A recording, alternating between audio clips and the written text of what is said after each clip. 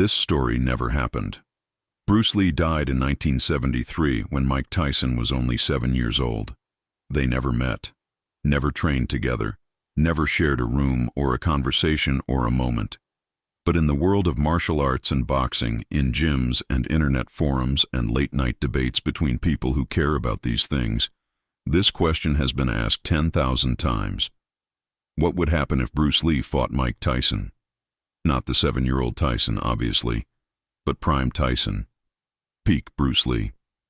Both men at their absolute best. Who wins? The question itself reveals something about how people think. They assume it's answerable. They assume you can take two men from different eras, different disciplines, different philosophies about combat, and create some kind of mathematical formula that produces a winner. But combat doesn't work that way. Never has. Never will. There are too many variables, too many unknowns, too many factors that exist outside the realm of technique and strength and speed. But let's imagine it anyway. Let's imagine a world where somehow, impossibly, these two men exist in the same timeline, in the same city, at the same moment. Let's say it's 1988. Mike Tyson is 21 years old, undisputed heavyweight champion of the world, 33 wins, 0 losses, 29 knockouts. He's destroying everyone, ending fights in 90 seconds, making grown men afraid to step into the ring with him. Let's say Bruce Lee is somehow still alive, 48 years old but moving like he's 30, because Bruce Lee at any age moved like physics didn't apply to him the way it applies to everyone else.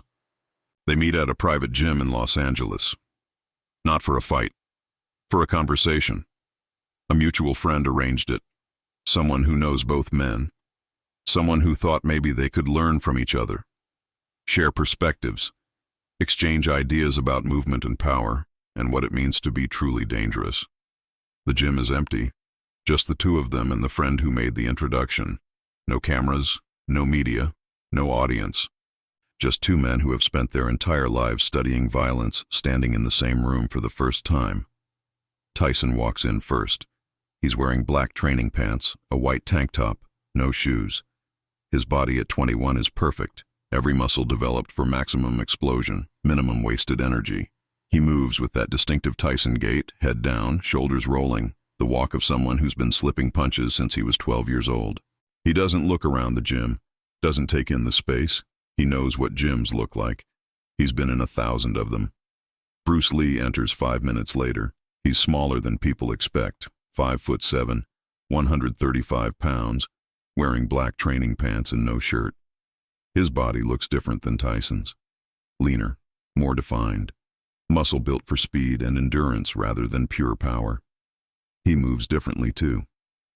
Where Tyson's movement is compact and coiled, Bruce's movement is fluid, almost liquid, like he's not walking through space but flowing through it.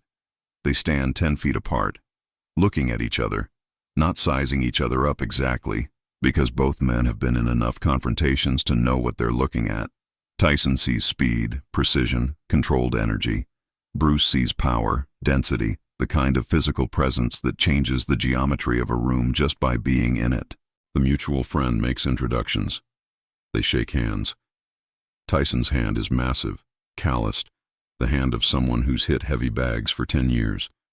Bruce's hand is smaller, but the grip is iron, the kind of strength that doesn't announce itself until it's already there. They hold the handshake for a moment, each feeling the other's pressure, the subtle test that fighters do unconsciously, the need to know what you're dealing with. Bruce speaks first. His voice is calm, measured, the voice of a teacher. I've watched your fights. You're very impressive, very powerful. The way you generate force from such a compact position is remarkable. Tyson nods, says in that high-pitched voice that sounds wrong coming from someone so dangerous, I've seen your movies. You move different than anyone I've ever seen, like you're not bound by the same rules. Bruce smiles slightly. Movies are choreographed. Real fighting is different. You know this better than most. Tyson says, yeah, real fighting is about who can hurt who first. Everything else is just set up. Bruce considers this, says, I think real fighting is about who understands the principles. Power is useless if it can't land. Speed is useless if it has no purpose. Everything must work together. They talk for 20 minutes, comparing philosophies. Tyson explains the peekaboo style, how Cus D'Amato taught him to make himself impossible to hit while creating angles for devastating counters. Bruce explains Jeet Kune Do, the concept of intercepting, of hitting the opponent while they're preparing to hit you, of being formless so you can adapt to any situation. The conversation is respectful, genuinely interested. Both men recognize something in each other. The mark of someone who's taken combat beyond technique into something approaching art, approaching philosophy, approaching truth. Then Bruce says something. He says it casually, not as a challenge, just as an observation. You know, in a real fight, without gloves, without a ring, without rules, size becomes less important. Precision matters more. Understanding vulnerable points. Knowing how to end something quickly before the size advantage can be used. Tyson looks at him, says, "You think you could beat me?" Bruce says, "I think neither of us would want to find out. Because a real fight between us wouldn't be about winning. It would be about survival. And in survival situations, everyone loses something." Tyson considers this. Then he says, "Show me something. Show me what you mean." Bruce nods, says, "Attack me. Not full power. Just show me your entry, how you close distance."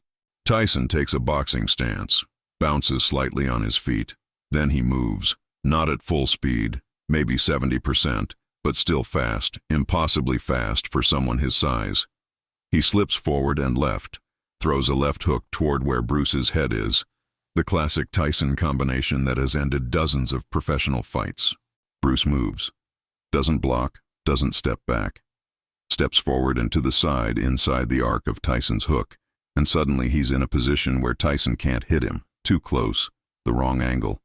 And Bruce's hand is at Tyson's throat, not touching, just there, fingers extended, showing the target, showing what would happen if this was real, if the intention was damage instead of demonstration. Tyson freezes, feels the position he's in, realizes that if Bruce had committed, if those fingers had driven forward instead of stopping, his throat would be compromised, his breathing interrupted, possibly worse. The realization takes maybe 2 seconds. Then Bruce steps back, creates distance, returns to neutral. Tyson says, "Again." They do it again. Tyson changes his approach, comes in with a different angle, throws a right cross instead of a hook. Bruce adapts, moves differently, ends up in a different position, but the result is the same. His hand at a vulnerable point. Eyes, throat, temple, places where size doesn't matter, where a precise strike ends things regardless of who's bigger. They do it 5 more times. Each time Tyson tries something different. Each time Bruce finds the opening, demonstrates the vulnerability, shows what could happen. Not arrogantly, not trying to prove superiority, just teaching, showing. This is what I see. This is what I would do. After the 7th attempt, Tyson stops, stands there breathing slightly harder than before. Not winded, just processing. He says, "You'd go for the kill immediately. No setup, no feeling out, just end it." Bruce says, "In a real fight, there is no second chance. No rounds, no referee to separate us if someone gets hurt. You commit completely or you don't fight at all. Half measures get you killed." Tyson nods slowly. He understands this conceptually, has always understood it, but experiencing it is different. He says, "But you're assuming you land, assuming I don't adjust, assuming my power doesn't catch you first." Bruce says, "You're right. All of those are assumptions. If your punch lands first, if it lands clean, I don't get up. Your power is real. I respect that completely. But I'm betting that I see the opening before the punch arrives. I'm betting on 30 years of training my eyes to see what's coming before it comes. That's the bet I would make." He pauses, then says something that changes the energy in the room. "But I would never make that bet if I didn't have to, because I could be wrong. You could adjust faster than I expect. You could have an angle I haven't seen.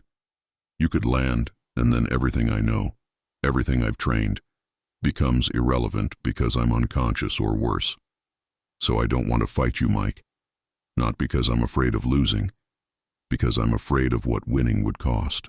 Tyson looks at him for a long moment, then says, "What do you mean?" Bruce says, "If we fought for real, One of us doesn't walk away. Maybe neither of us walks away. You'd force me to commit completely, to go for permanent damage immediately, because giving you time means giving you opportunity, and your opportunity ends me. So I'd have to try to end you first. Eyes, throat, groin, knees. Every vulnerable point hit as fast and as hard as I can. No mercy, no hesitation, because mercy against someone like you is suicide. He says, and maybe I succeed. Maybe I land everything perfectly and you go down and you don't get up. Then I've destroyed someone who never wanted to hurt me. Someone I respect. Someone who's a father, a son, a human being with people who love him. I've ended that because of ego, because of some need to prove I'm dangerous. That's not a win. That's a loss that looks like a win. Tyson is quiet, processing. Everything Bruce is saying contradicts the world Tyson grew up in. The world of boxing, where you prove yourself by beating people, where winning is everything, where loss is unacceptable. But it also makes sense in a way that Tyson hasn't considered before. Bruce continues, you asked if I could beat you. Here's my honest answer. In a boxing ring, with boxing rules, with gloves and rounds and a referee, you destroy me. I have no answer for your power in that environment. I'm too small, too light, and you're too good at what you do. But in a real fight, no rules, no gloves, no structure, it becomes different. It becomes about who's willing to go further, to accept more damage, to commit more completely to ending the other person. And in that situation, I think we both lose. Because even if I win, I carry the knowledge of what I had to do forever. And if you win, you carry the knowledge of who you had to hurt. The silence that follows is complete. The mutual friend who arranged this meeting is standing against the wall, forgotten, watching something he didn't expect to witness. This wasn't a challenge, wasn't a fight, wasn't even a sparring session.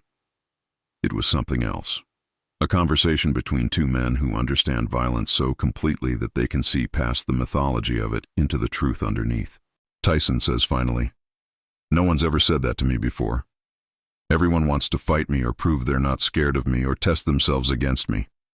You're the first person who said you don't want to fight me because you respect what it would cost. Bruce says, I respect you too much to hurt you for no reason. And I respect myself too much to risk everything proving something that doesn't need proving. We're both dangerous. We both know it. Everyone who watches us knows it.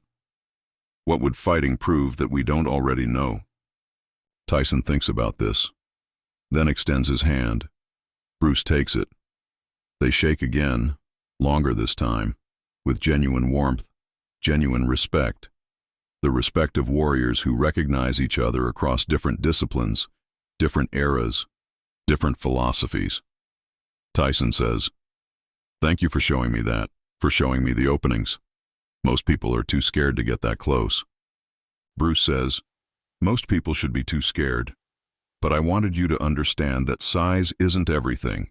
Power isn't everything. Understanding is everything. And you have that understanding. I can see it in how you move, how you think. You're not just strong, you're intelligent. That's what makes you truly dangerous. They talk for another hour, about training, about philosophy, about life outside fighting, about what happens when the fighting stops and you have to figure out who you are without it. When they finally part, both men leave with something they didn't have before. Not fear, not intimidation, but respect. Deep, genuine respect for someone who exists at the same level they exist at, who understands the same truth they understand, who's walked the same path through violence into something approaching wisdom. This story never happened. Bruce Lee and Mike Tyson never met. But if they had, this is what it might have looked like. Not a fight, not a challenge, just two masters recognizing each other, showing each other what they know, and choosing, consciously and deliberately, not to destroy each other for the entertainment of people who would never understand what was really at stake. That's the real story. Not who would win, but who would choose not to fight, and why that choice is harder, braver, and more impressive than any victory could ever be.